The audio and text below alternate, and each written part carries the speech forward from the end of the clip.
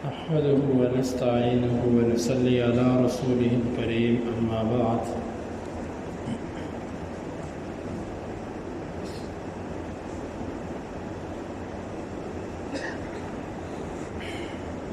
باب بیع الشعیر بالشعیر، یہ باب ہے جو کا جو کے ساتھ تبادلہ کرنا۔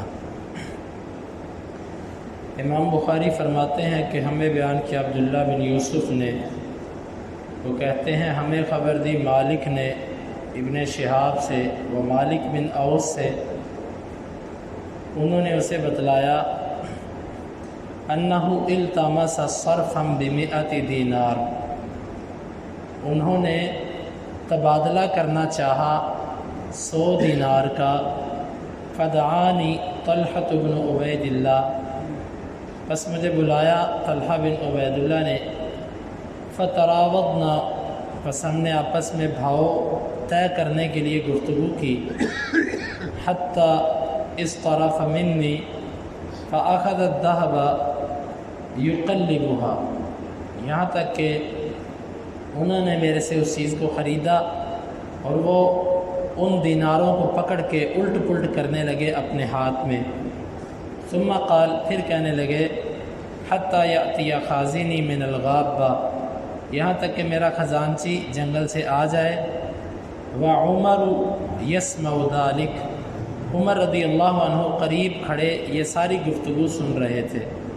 فقال واللہ لا تفارقه حتی تأخذ منہ، عمر مجھے کہنے لگے کہ تو اس سے جدا ہرگز نہ ہونا یہاں تک کہ تو اس کے بدلے میں چاندی لے لے۔ قال رسول اللہ صلی اللہ علیہ وسلم، نبی صلی اللہ علیہ وسلم نے فرمایا الذهب بالذهب ربا الا هاء، سونا سونے کے بدلے سود ہے مگر یہ کہ نقد نقد ہو۔ والبر بالبر ربا الا هاء، اور گندم کے بدلے میں سود ہے مگر یہ کہ نقد نقد ہو۔ والشعیر بالشعیر ربا الا هاء، اور جو کے بدلے میں سود ہے مگر یہ کہ نقد ہو۔ والتمر بالتمر ربا الا هاء، اور کھجور کے بدلے میں سود ہے مگر یہ کہ نقد نقد ہو۔ اس باب کو قائم کرنے کا مقصد یہ ہے، امام مالک رحمہ اللہ کی نظر یہ ہے کہ گندم اور جو یہ ایک جنس ہے۔ غالباً امام مالک کی نظر یہ ہوگی کہ دونوں ایک ہی فصل سے نکلتے ہیں۔ جو کے لیے کوئی علیحدہ بیج تو ہوتا نہیں، گندم کے اندر ہی کچھ بالیاں جو کی نکلتی ہیں۔ تو امام مالک یہ کہتے ہیں کہ جو اور گندم ایک چیز ہے، لہذا جب جو اور گندم کا آپس میں تبادلہ ہوگا تو اس کے لیے بھی 2 شرطیں ہیں، ایک تو وزن برابر ہو، دوسرا نقد نقد ہو۔ امام مالک اس نظریے پر رد کر رہے ہیں کہ نہیں، جو ایک الگ جنس ہے، گندم ایک الگ جنس ہے۔ اگر جو اور گندم کا آپس میں تبادلہ ہوگا تو نقد و نقد تو ہوگا لیکن وزن میں کمی بیشی ہو سکتی ہے۔ مثلا 2 من گندم کے برابر 1 من اگر جو کا ریٹ طے ہو جائے تو یہ کچھ شرط خراب نہیں ہے، درست ہے۔ امام بخاری کی دلیل یہ ہے کہ نبی صلی اللہ علیہ وسلم نے جو اور گندم کو علیحدہ علیحدہ جنس شمار کیا۔ آپ نے فرمایا الشعیر بالشعیر، جو کے بدلے میں، والبر بالبر، اور گندم کے بدلے میں، گویا کہ آپ نے دونوں جنسوں کو علیحدہ علیحدہ رکھا ہے، تو اس لیے یہ 2 الگ جنسیں ہیں۔ دوسری بات حدیث کی، حدیث اس طرح ہے کہ مالک بن اوس کہتے ہیں کہ میرے پاس 100 دینار تھے، دینار سونے کا ہوتا ہے، مجھے اس کے بدلے میں درہم چاہیے تھے جو چاندی کے ہوتے ہیں۔ مجھے طلحہ بن عبید اللہ رضی اللہ عنہ نے بلایا اور کہنے لگے کہ میرے پاس درہم ہے وہ لے لو اور اپنے دینار سونے کے مجھے دے دو۔ ہم آپس میں ریٹ طے کرنے لگے کہ اتنے دیناروں کے بدلے میں کتنے درہم دو گے۔ یہ ہماری گفتگو کرتے کراتے ہم ایک ریٹ پہ کھڑے ہو گئے۔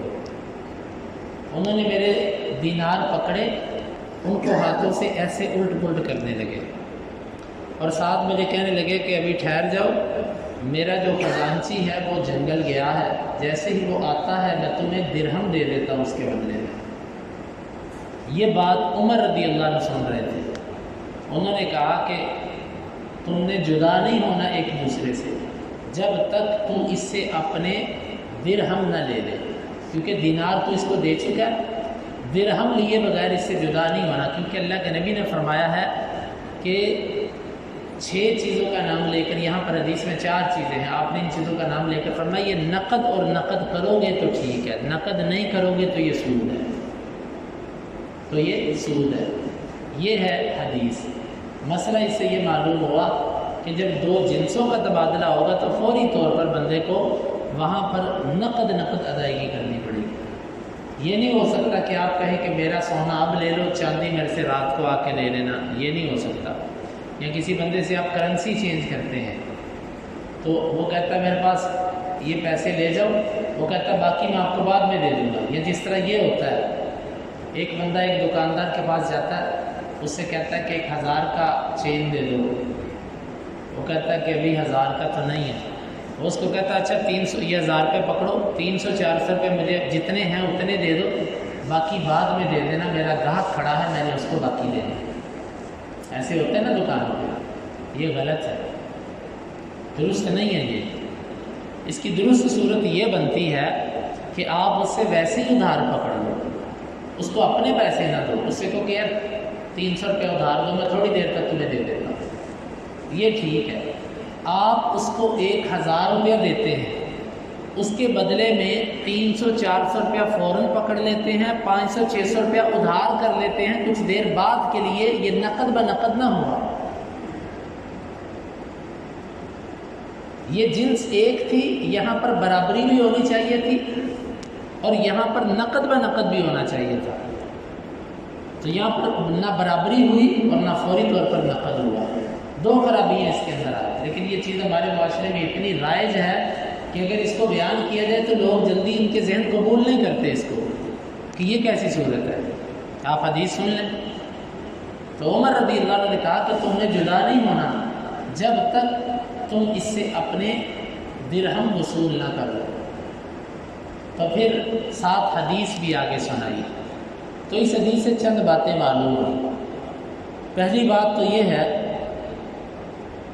کہ آدمی کے غلام ہو، خادم ہو، نوکر ہو، تب بھی اگر وہ خود سودا سلف کرنے چلا جاتا ہے تو یہ اس کے وقار کے منافی نہیں ہے۔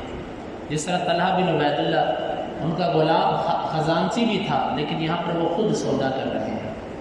دوسری بات، کسی چیز کا بھاؤ مقرر کرنے کے لیے گفتگو کرنا یہ درست ہے۔ بعض لوگ یہ کہتے ہیں کہ سودے میں اتنی رعایت کرواؤ کہ تمہیں پسینہ آ جائے، دکاندار سے اتنی بحث کرو کہ تمہیں پسینہ آ جائے، یہ ایسی بات ہے، حدیث کا مسئلہ نہیں ہے یہ۔ ہاں یہ حدیث ہے کہ دکاندار سے تم ایک بھاؤ طے کرنے کے لیے گفتگو کرو، وہ بھی بات کرے آپ بھی کرو، پھر جس پر اتفاق ہو جائے اس پر کھڑے ہو جائے۔